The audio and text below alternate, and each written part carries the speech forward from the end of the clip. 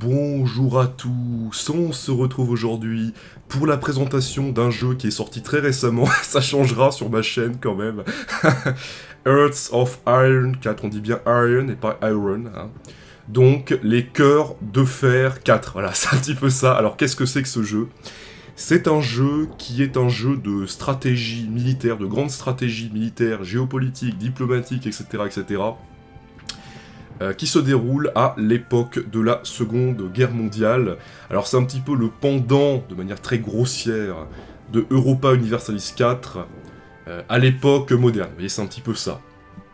Alors au niveau du rythme de parution des épisodes, je vais en faire un let's play. Par contre, il faudra pas s'attendre énormément quand même à des épisodes tous les jours. J'en ferai peut-être, allez, un toutes les semaines, toutes les 2 semaines. La priorité, c'est vraiment KOTOR 2 et Europa Universalis 4, l'Autriche. Donc, écoutez, voilà le rythme de parution. Donc, écoutez, on va immédiatement un petit peu quand même entrer dans le vif du sujet. Là, vous voyez que j'ai testouillé une petite partie avec l'Union soviétique. Alors, on peut sélectionner 2 dates de départ, donc on va prendre bien évidemment 1936, hein, voilà, avant la Seconde Guerre mondiale, comme pour qu'on puisse se préparer. Là on voit qu'on peut sélectionner diverses factions. Alors j'ai longtemps hésité entre le Royaume-Uni et tout simplement l'URSS. Alors pourquoi l'URSS? Parce que le Che du Mans, voilà. Référence à Che Guevara, communiste bien évidemment, donc j'étais un petit peu obligé de prendre... on va dire l'Union soviétique. Alors pourquoi je voulais prendre l'Angleterre? Parce que c'est un pays que j'adore. Donc voilà, c'est un petit peu ça. Seulement, il y a quand même une chose qui m'en empêche, c'est que il faudra miser très fort sur l'aspect naval. Vous voyez, c'est ça qui m'a un petit peu comment dire, m'empêcher de le prendre. Vous voyez, donc on peut prendre effectivement les dirigeants de l'Axe, vous voyez. Je me demande quel let's player osera faire l'Allemagne nazie. Je me le demande, hein, honnêtement, hein, parce que... c'est vrai qu'en plus ils ont que des bonus, hein, donc écoutez, pas mal. Alors que la France n'a presque que des malus, c'est assez fort quand même.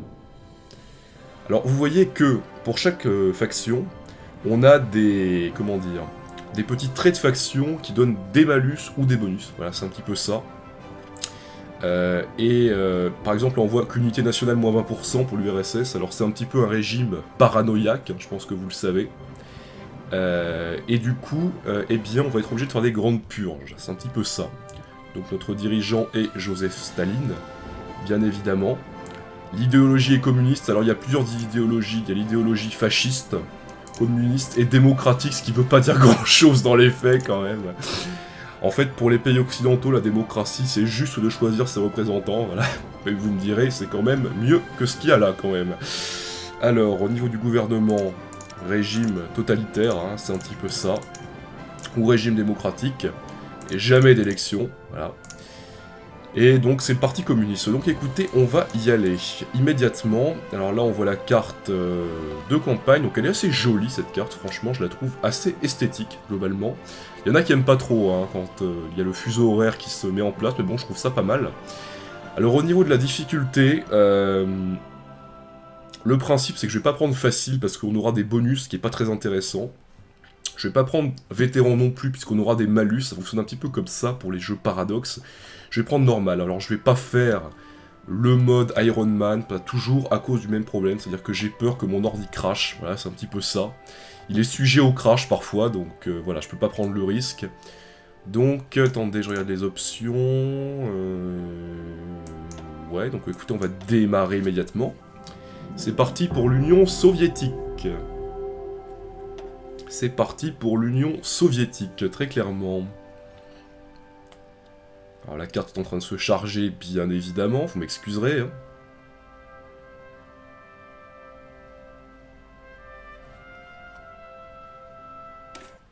Voilà. Voilà notre pays. Voilà notre pays, attendez, voilà. Voilà notre pays. Alors on a quand même un pays immense, hein, bien plus que la Russie d'aujourd'hui, donc quand même, faut le dire, c'est assez fort. Notre capitale est Moscou, bien évidemment. Et on voit que comme, on va dire, état vassaux, on va dire, je sais pas comment le dire autrement, on a la Mongolie et le Tanutuva dans la sphère communiste. C'est un petit peu ça. Alors, voyons un petit peu... Alors là, on voit différentes cartes, clairement. Voilà, différentes cartes un petit peu assez intéressantes. Alors ça c'est quoi comme carte? C'est les zones de ravitaillement, donc on voit que chez nous on est ravitaillé. Il y a des routes de ravitaillement. Le ravitaillement, ce sera un petit peu, comment dire, essentiel dans ce jeu. Alors, qu'est-ce que le principe de ce jeu? Le principe de ce jeu, c'est évidemment d'établir une domination mondiale. Ça, je crois que vous l'aurez compris avec les jeux Paradox, c'est un peu ça. Ça donne un petit peu cours à tous nos élans, on va dire, un petit peu mégalomaniaques. Hein. Ça, c'est la carte des États. Là. Ça, c'est la résistance. Alors, la résistance, c'est les partisans. On a bien évidemment pas encore de partisans, puisque, évidemment, on n'a conquis aucun pays, on n'a pas conquis grand-chose, donc forcément. Les ressources, très important, les ressources, très important. Puisque dans ce jeu, l'aspect ravitaillement sera essentiel. Il n'y a pas d'aspect financier, en fait, dans ce jeu, mais il y a un aspect ravitaillement. Ça, c'est la carte diplomatique. Et enfin, ça, c'est la carte des factions. Alors, on voit qu'on a les alliés en faction, on a l'Axe, l'axe avec l'Allemagne évidemment, le Japon et l'Italie qui viendront sous peu, et le Comintern, voilà, un petit peu la faction communiste, on va dire, hein, pour pas trop... Je crois que les alliés, apparemment, pour l'instant, c'est le Canada, plus le Royaume-Uni, hein, voilà, plus le Raj britannique, mais bon, c'est un petit peu affilié au Royaume-Uni quand même. Écoutez, on va mettre la carte normale, on va voir les différents onglets. Alors là, on voit notre chef de faction, on voit qu'on peut un petit peu ajouter des conseillers un petit peu pour augmenter un petit peu notre efficacité dans divers domaines. L'unité nationale, en quelque sorte, c'est un petit peu l'ordre public, votre popularité, enfin voilà, là on voit qu'à cause du complot trotskiste imaginaire, on va dire, on a moins 20%, donc là il faudra s'en occuper de ça. Le poids politique, qui est un petit peu... analogue à la puissance administrative ou ce genre de choses, vous voyez, vous avez de la puissance politique et ça sert à faire tout un tas de choses. C'est moins subtil que dans Europa Universalis, où dans Europa Universalis vous avez quand même de quoi faire, vous avez différents types de puissance, là vous en avez qu'une seule. Et on voit que ça se fait par jour le jeu, regardez bien cette carte, regardez, voilà, il y a le fuseau horaire, moi je trouve ça assez beau, il y en a qui aiment pas, moi je trouve ça assez beau quand même, regardez ça. Pas magnifique ça, voilà. Le lever de soleil sur l'Union soviétique.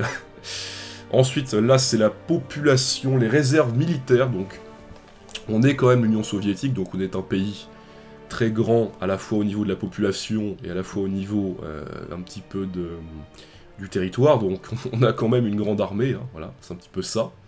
Et les usines, alors les usines militaires, on voit qu'il y en a 36, les usines civiles et les chantiers navals, voilà. Et donc on peut allouer des usines pour la production, voilà, c'est un petit peu ça. Là, on a plusieurs petits trucs.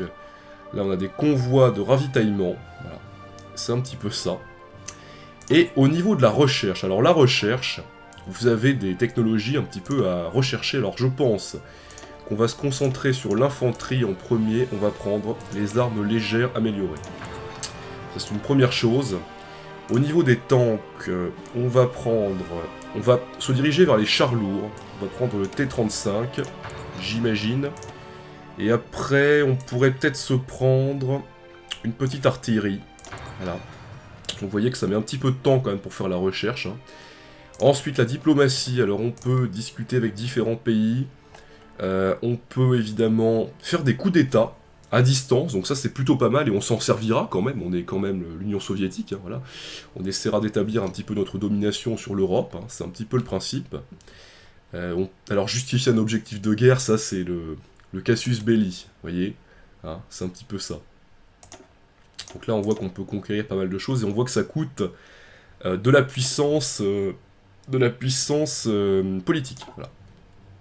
Au niveau du commerce, alors le commerce c'est très important, ça permet d'obtenir des ressources que vous n'avez pas chez vous. Voilà, c'est un petit peu ça. On peut acheter, il y a 6 ressources, le pétrole, l'aluminium, le caoutchouc, le tungstène, l'acier et le chrome. Voilà, c'est un petit peu ça. Donc voilà, le caoutchouc est un polymère, le chrome est un métal, le tungstène également, l'aluminium également, le pétrole est un dérivé hydrocarboné, et l'acier est un alliage. Voilà, le chimiste qui parle, hein, très clairement, c'est un petit peu ça. Donc, ensuite, les constructions. Alors on peut construire des installations antiaériennes dans toutes les provinces, des bases aériennes, des infrastructures, des usines militaires qui permettront de produire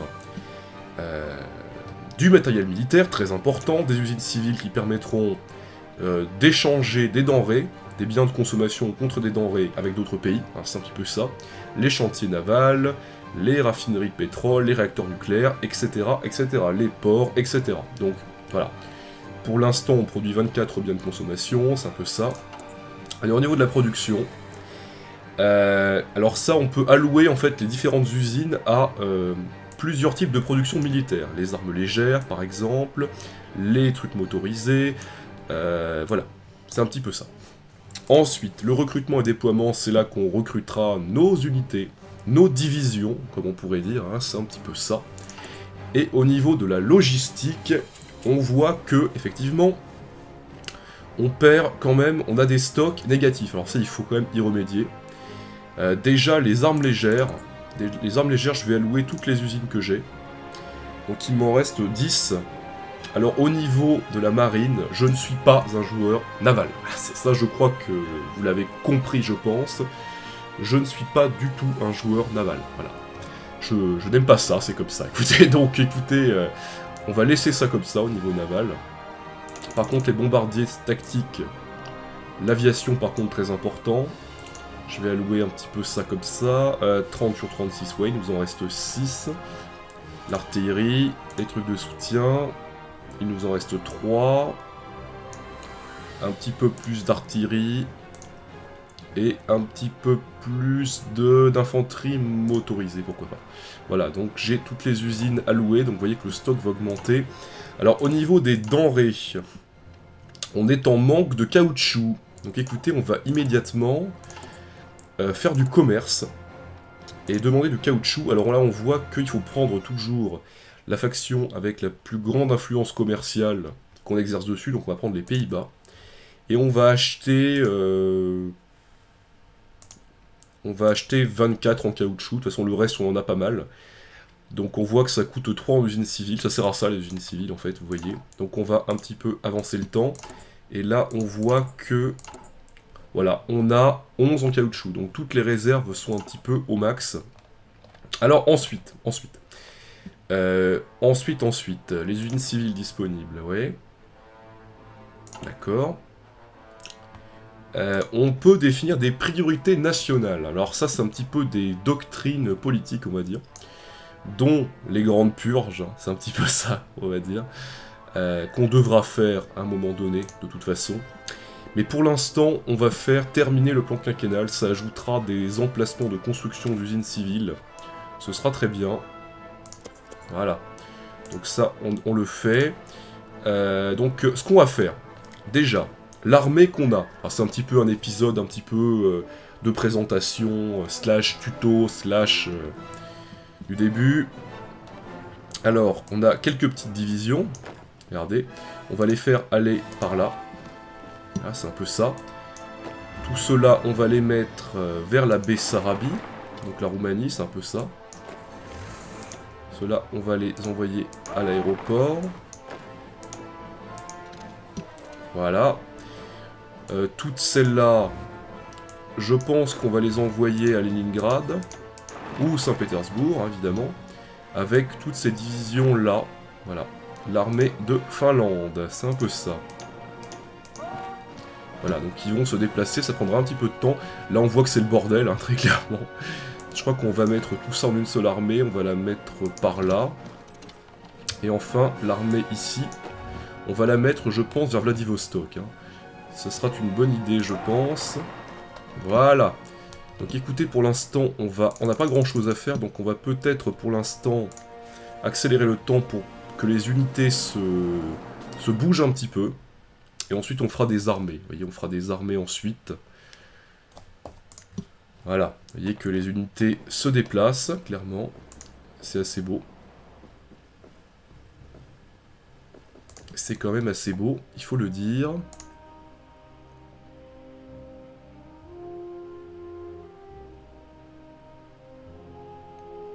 Alors ça met évidemment un petit peu de temps, hein, il faut quand même le dire. Et on voit, alors attendez, je regarde au niveau des stocks. Au niveau des stocks, attendez, et ben, vous voyez que c'est un peu mieux qu'avant, hein, voilà, on a plus d'armes légères. C'est pas mal. toute façon, l'aspect supply est très important, de toute manière. Voilà. Alors là, on a une armée un petit peu complète. Donc écoutez, on va créer une nouvelle armée. Et on va la donner à un général. Hein. C'est pas trop la peine de la donner à un maréchal. Il y a moins de 24 divisions, donc on va la donner à ce général-là. L'armée un petit peu ici. Voilà. On va créer une nouvelle armée, bien évidemment. On va la donner cette fois à un maréchal. I think.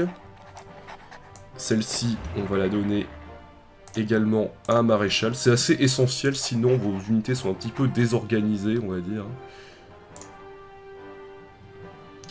Là, ils arrivent vers Leningrad. Ça s'appelle encore Leningrad à l'époque, hein. C'est un peu le concept. Donc là, c'est bon. Là, on va la donner à un général. Voilà, c'est parfait. Bon, là, ils vont encore... Ça prend un petit peu de temps hein, pour qu'ils arrivent tous là-bas. Hein. Vous voyez que la map est quand même assez grande. Alors, l'URSS... J'ai pris l'URSS parce que le champ d'action est quand même assez vaste. Hein. Vous voyez, on peut autant intervenir au Japon qu'en Europe. On peut faire un glacis. Alors, quels seront les objectifs? Quels seront les objectifs, pardon? Ce sera un petit peu de faire... un petit peu de recréer, on va dire, la domination sur l'Europe de l'Est en prenant la Grèce, cette fois-ci. C'est un peu ça. Pour faire une espèce de glacis soviétique. Hein. Voilà, on pourrait un petit peu dire ça. Bon, ils arrivent là, les troupes de Finlande? Est-ce que vous arrivez? Clairement. Ils sont en marche. Très bien. Voilà, et là vous avez des petites icônes. Là c'est de l'infanterie par exemple. Là c'est des unités de montagne, de la cavalerie, etc. etc. Hein. Voilà, des tanks, voilà, on a tout ce qu'il faut. On a tout ce qu'il faut clairement. Je vous attends, hein, les troupes de Finlande, hein, je vous attends clairement. À cause de vous, on perd un peu de temps. Mais bon, là vous voyez que notre puissance politique augmente, hein, on a du poids politique. Faut que je m'habitue à appeler les choses par leur nom. C'est plus la puissance politique, c'est le poids politique. Voilà. La puissance politique, ça n'a jamais existé. Bon, alors là ils y sont tous. Hein. Voilà, donc là on va faire une armée. On va mettre un maréchal quand même. Hein. Tukhachevski qui est assez connu hein, pour ses tactiques militaires un petit peu, comment dire, assez révolutionnaires quand même.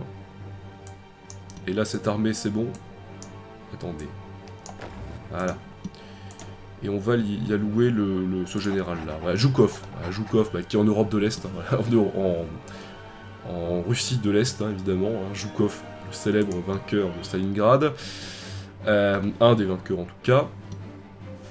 Donc écoutez, maintenant ce qu'on va faire, regardez, ça va être assez marrant. Ce qu'on peut faire quand même, on peut prendre cette armée et on a des plans de bataille. Alors on peut définir une ligne de front sur le Caucase. Regardez, c'est assez beau, vous allez voir. Ils vont automatiquement se placer comme ça, un par frontière. Vous voyez, c'est assez beau quand même. Hein. Voilà. Alors au niveau de la recherche, j'en suis où? J'ai bientôt terminé l'artillerie de l'entre-deux-guerres. Alors évidemment, on pourra nommer des conseillers. Qu'est-ce qu'on pourrait faire pour ajouter? Là, on n'a pas encore assez de puissance politique. Ça coûte 150, hein, tout ce qui est les conseillers, etc. Donc on n'est pas encore rendu, hein, clairement. Il faudra attendre un petit peu. Donc je pense que quand même, l'armée de Finlande, je vais quand même, globalement,